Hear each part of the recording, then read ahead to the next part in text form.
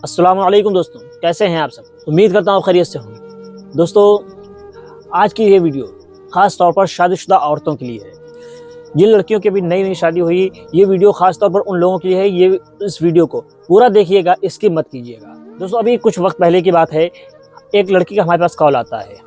वो हमें बताती हैं कि भाई, हमारी शादी अभी कुछ ही वक्त पहले हुई। उन्होंने हमें पहले भी बताया था, जब उनकी शादी हो रही थी तब उन्होंने हमको बताया था कि भाई हमारी आज शादी है, दुआ कीजिएगा। तो वो बताती हैं कि भाई हमारी शादी हो गई है, लेकिन अफ़सोस ये बात है कि मेरे शौहर वो नमाज़ी नहीं है, उनको नमाज की आदत नहीं, वो दीन इस्लाम से बहुत ज़्यादा दूर है। वो इस्लाम के बारे में इनको कोई नॉलेज नहीं है। लेकिन जब मैं उसको बताती हूँ, यानी वज़ू करने का तरीक़ा तक नहीं मालूम, उसको जब वज़ू करने का बताती हूँ तो वो सीखने की कोशिश नहीं करता है। तो भाई मैं क्या करूँ? सिर्फ़ इतना ही नहीं, मुझे ससुराल वाले बहुत ज़्यादा टॉर्चर कर रहे हैं, वहाँ मुझे तकलीफ़ें दी जा रही हैं। आखिर मुझे क्या करना चाहिए? मेरे शौहर मुझे खर्चा भी नहीं देता है। वो, उनकी एक बहन है जो कि शादीशुदा हैं, उनके लिए सारा खर्चा करता है। तो एक मामले में उनकी बहन ने मदद की होगी, तो उसके बाद से वो हर बात उसकी मानता है, मेरी किसी भी बात को नहीं मानता, चाहे वो दीनी बात कहूँ या घर की बात कहूँ। और मेरी सास भी, उन्होंने काफ़ी सारी शिकायतें की, जो आपको मैं गिनाने बैठ जाऊँ तो बहुत ज़्यादा हो जाएँगी। तो ऐसे ही बहुत सारे घरों के मामलात हैं। तो वो बताती हैं कि उसके बाद में मैं अपने घर आकर वापस आ गई और अब वो प्रेग्नेंट भी हैं, लेकिन इसके बावजूद वो उनकी खबर नहीं लेता है, उनके हाल-चाल नहीं पूछता है।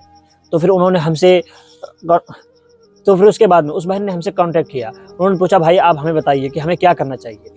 तो दो तो दोस्तों, जो बात हमने उस लड़की को बताई, वही हम आप लोगों को बता रहे हैं। तो हमने उस लड़की से कहा कि बहन, तुम सबसे पहले अपने ससुराल वापस जाओ, क्योंकि जो भी है, अब जैसी भी ज़िंदगी है, आपकी वही ज़िंदगी है। अगर आप घर में रहोगे, आपके वालिदैन हैं जब तक, तो आपकी वहाँ पर रिस्पेक्ट है। लेकिन आपके वालिदैन भी बुज़ुर्ग हो गए हैं, बुढ़ापा पे आ चुके हैं, तो सोचिए ज़रा आपकी देखभाल कौन करेगा? भाई अपनी लाइफ़ में बिज़ी हो गए हैं, तो ज़रा सोचिए कि सबसे बेहतर यही है कि आप अपने शौहर के पास जाएँ और शौहर की इस्लाह की कोशिश करें। और आपको शौहर की इस्लाह कैसे करनी है? शौहर की कमज़ोरी ये है कि वो अपनी बहन की हर बात मानता है, तो आप वही कीजिए जो आपका शौहर चाह रहा है। वो शौहर अपनी बहन की बात मानता है, तो आप भी उसकी बहन की तारीफ़ें कीजिए, उसकी बहन का सपोर्ट कीजिए, वो जो कहे वो उस बात को मानिए। लेकिन अगर वो शरीयत के खिलाफ़ बोल रहा है, तो आप उसको टोकिए, उसको समझाने की कोशिश कीजिए। आप किसी से कोई बैर मत रखिए, किसी के लिए कोई दिल में खटास मत रखिए, कोई लड़ाई मत रखिए, कोई झगड़ा मत रखिए, बस प्यार मोहब्बत रखिए।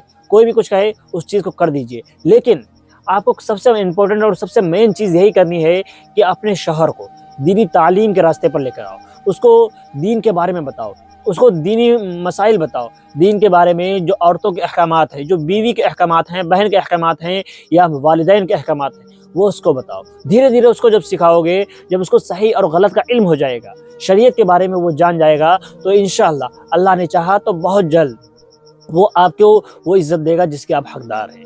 और सिर्फ़ इतना ही नहीं, वो तमाम लोगों को वही इज़्ज़त देगा। और जब अपने आप सास की इज़्ज़त करेंगी, उनकी खिदमत करती रहेंगी और अपनी नंद की खिदमत करती रहेंगी, उसकी हर बात मानती रहेंगी, उसके लिए तोहफ़े वग़ैरह लाती रहेंगी, तो ज़ाहिर-सी बात है आपका शौहर भी खुश रहेगा, आपके ससुराल वाले भी खुश रहेंगे।